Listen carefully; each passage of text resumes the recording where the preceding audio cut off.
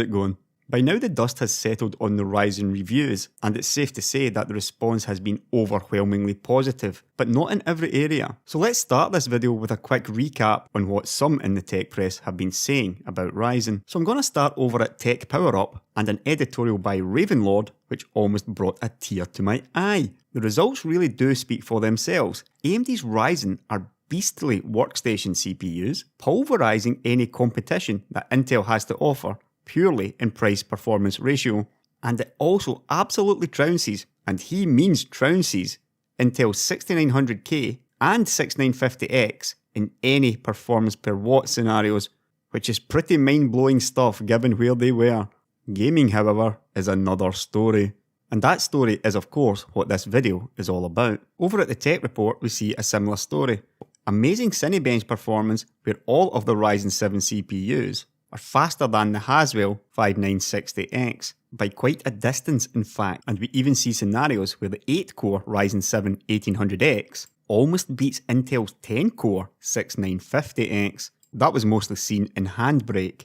And over at Techspot, once again in Cinebench R15, we again see the R7 CPUs laying waste to the Intel 6900K this time, with a similar story in 7-zip, and this XL 2016 benchmark was very interesting because I do not remember the last time that AMD led in this benchmark. This benchmark runs calculations on a massive Excel spreadsheet and is a very popular benchmark in the business segment, and here we see the 1800X around 15% faster than the 6900K. But again, once you get to the gaming benchmarks, something seems to have gone wrong, with Ryzen being a long way behind compared to its application performance. So one initial reaction to this might be, well, it's just another bulldozer, really good in multi-threading, but no good in single-thread. But that is simply not the case. While Ryzen is exceptional in multi-threaded scenarios, it is also very, very fast in single-threaded scenarios. Bulldozer's IPC and single-thread performance was nowhere near this close to the Intel CPUs of that time. Now it is true that Ryzen can't live with CPUs like the 7700K, or even the older Haswell 4790K in strictly single-threaded performance, and that's all about the clock speeds. But we can clearly see in these applications that it is more than a match for Intel's Broadwell E, which really is Ryzen's main competition. So as you can clearly see, there is nothing wrong with Ryzen's single-thread performance. It is in fact extremely good. So what's going wrong here? Well, we also know that it's got nothing to do with floating point or integer performance. As you know already, CPUs basically crunch two different types of numbers. Those are integer numbers and floating point numbers, and applications use a mix of these two types of numbers. Stuff like your Blender and your Cinebench, those make heavy use of floating point numbers, whereas stuff like Handbrake and a lot of these single-threaded apps rely heavily on integer performance, so there's no hardware reason why it's this poor in gaming, because Ryzen is equally impressive in both. CPUs don't have some gaming path that can affect this. Yeah, you've got stuff like SSE and AVX2, but those are not having an effect here, so what is it? Let's take a look at a short explanation over at PC World. Now, one game that was very heavily benchmarked was of course Ashes of the Singularity, and as we know, Ashes is very heavily multi-threaded and should have been a really good benchmark for Ryzen. But in actual fact, it fell well behind not only the 6900K, but also Intel's 6-core 6800K and 4-core 6700K. So that was a real slam dunk for Intel and completely unexpected. And we've got the same story in Tomb Raider, but it has to be said that the game is running at 1080p normal settings at over 350 frames per second. Once again, Rise of the Tomb Raider, as you might expect, was a very heavily benchmarked game. So what the hell is going on?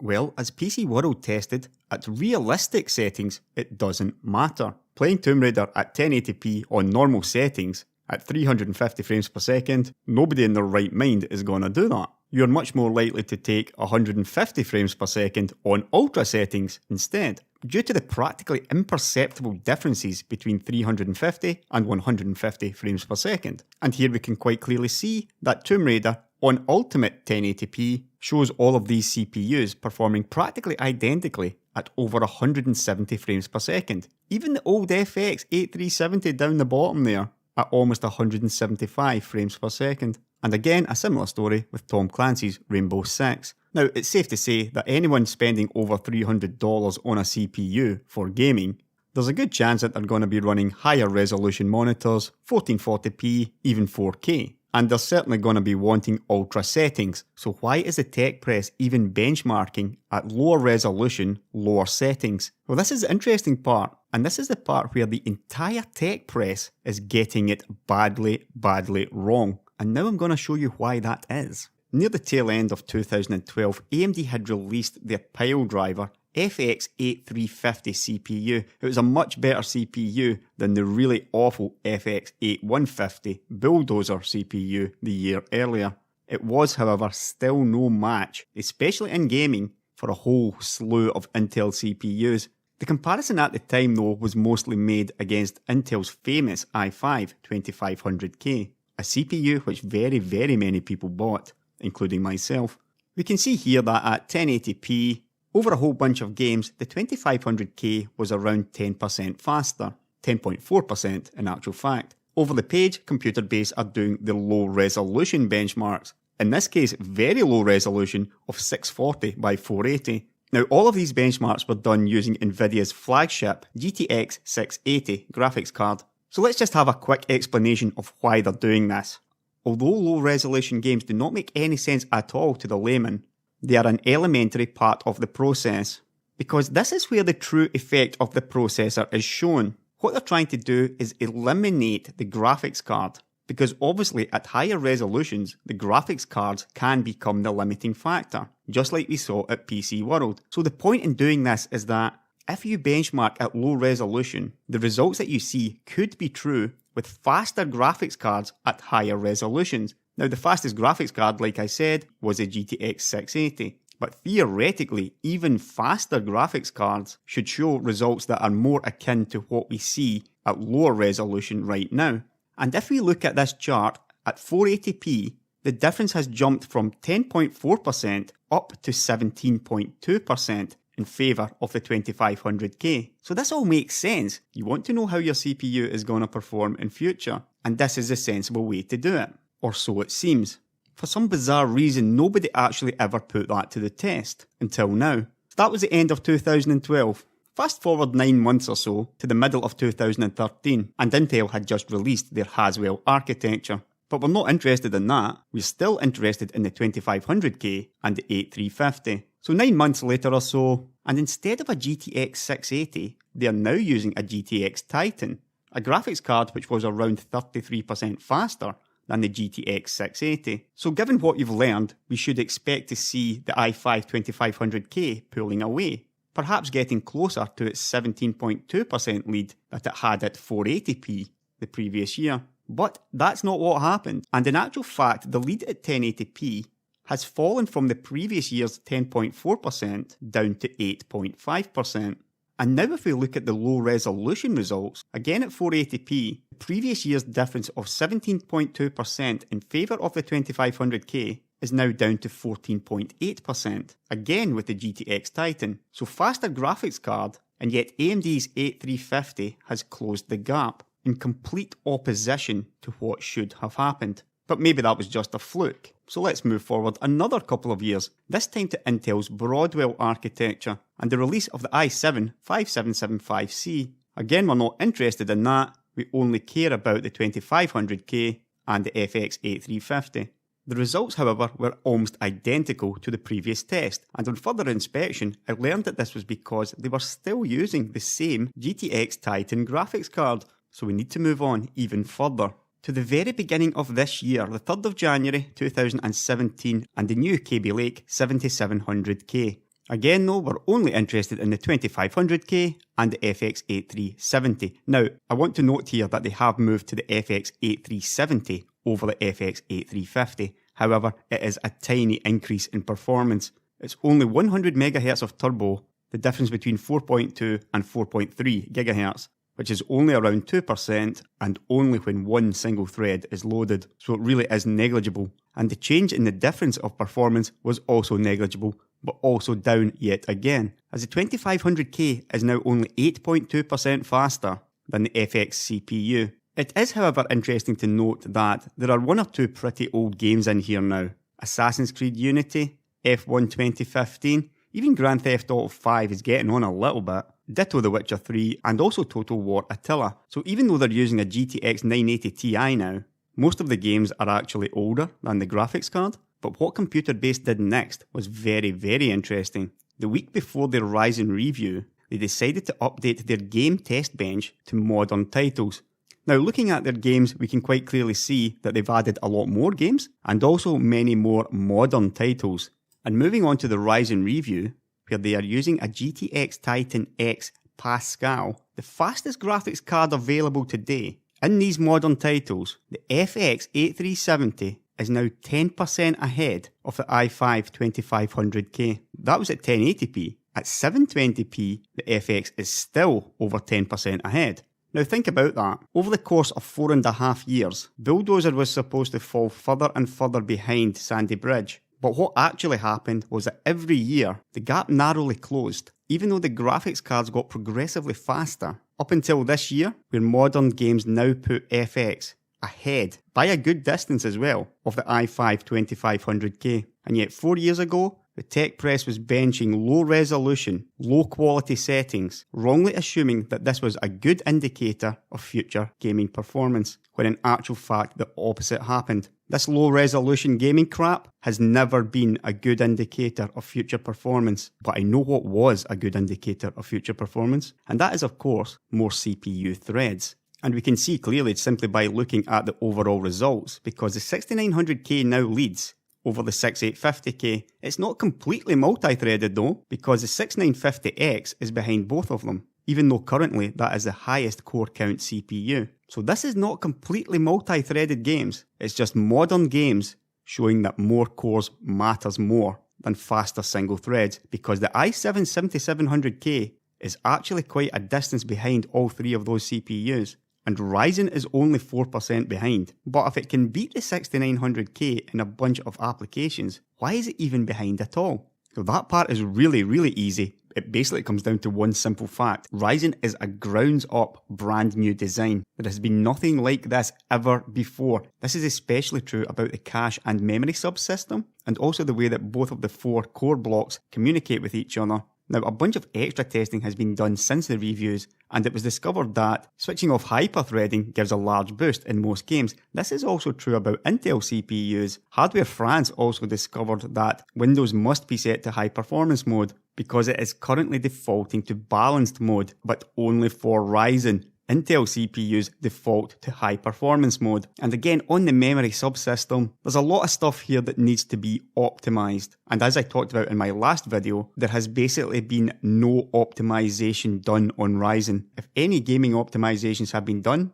it is probably gonna be Battlefield 1. Joker, in fact, did some really good benchmarks, and other people slammed him for it, because supposedly they were all GPU bound. Now on the left here you've got the Ryzen 1700, and on the right the 7700K. Both are overclocked to I believe 4GHz and 4.9GHz respectively. And here in Battlefield 1 you can see similar frame rate, and yet it should be obvious that one of these CPUs is almost at its limit, and it's not the AMD CPU. And there's something else I want to say about this. I've been reading reviews and watching videos where the language suggests that the Ryzen CPU is the limiting factor, a CPU bottleneck. What you're looking at here is a CPU bottleneck, but that bottleneck is on the i7 7700K, because the CPU is almost completely tapped out. The 1700 has got plenty of headroom left. You stick a faster graphics card in there, the 1700 is going to pull away, whereas the 7700 will bottleneck it. In most games that doesn't show this kind of core scaling, what you're actually talking about is not a CPU bottleneck, it is a programming bottleneck. The simple fact of the matter is the Ryzen 1700 is a much faster CPU than the i7 7700K. It just needs the software to take advantage of it properly. But let's be frank, we've heard that one before. We heard it with Bulldozer, and it took 4.5 years. Nobody that bought a 2500K should regret it, and I certainly don't regret purchasing that over the FX. But if you buy a 7700K today, in the belief that it's a better CPU, then I can assure you that you will regret that, and this is why. Even though my Ryzen sample arrived very late, I was still monitoring other reviews very closely, and it became clear to me that the 1080p and lower results were going to be an issue. Now, AMD also knew that this was going to be an issue, and they had a response for it. As we presented at Ryzen Tech Day, we are supporting 300 plus developer kits with game development studios to optimize current and future game releases for the all-new Ryzen CPU. And they are on track for 1,000 plus developer systems in 2017. You may have heard about the tie-in with Bethesda, who announced a new relationship with AMD to optimize for Ryzen through using Vulkan. Remember Ashes of the Singularity benchmarks? They are working to scale their existing and future game titles' performance to take full advantage of Ryzen and its 8-core, 16-thread architecture, and the results thus far are impressive. But they're not yet ready for benchmarking. It didn't stop the rest of the press from benchmarking it. Now, the last thing you want to do is throw out results, so I fully understand why the press went ahead with it. But the press also has a duty to you, the viewer, to ensure that you are aware of these facts.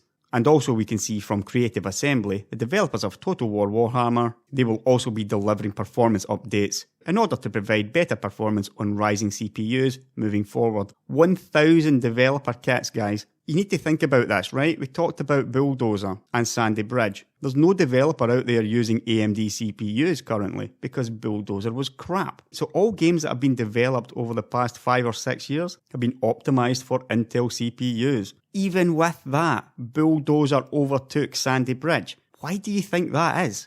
It's because this has been AMD's agenda from the start. I talked about it in the master plan video, right at the very end when I said, this isn't about AMD and Nvidia, it's about AMD and Intel. For years now, AMD has put the ecosystem in place, through Mantle to Vulkan, even DX12, so that games can make use of more CPU threads. This is how they beat Intel, because Intel can't afford to sell 8-core CPUs for $300. And now that they've got Ryzen in place, a blazing fast CPU, with incredible performance per watt and even better performance per dollar, the game developers are going to be all over this. And it doesn't end there, because these same Zen cores are going into the next generation game consoles. So you're going to be optimizing for PC and console at the same time.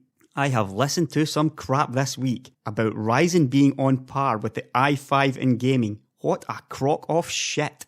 Ryzen is faster than Broadwell E, mostly because of its very good hyperthreading, and there is no reason why game developers won't make use of that, especially on the consoles. The difference this time is, it's not going to take 4.5 years. I expect Ryzen to be faster within a year, but the onus is on AMD to ensure that these older games get optimized and not just games going forward.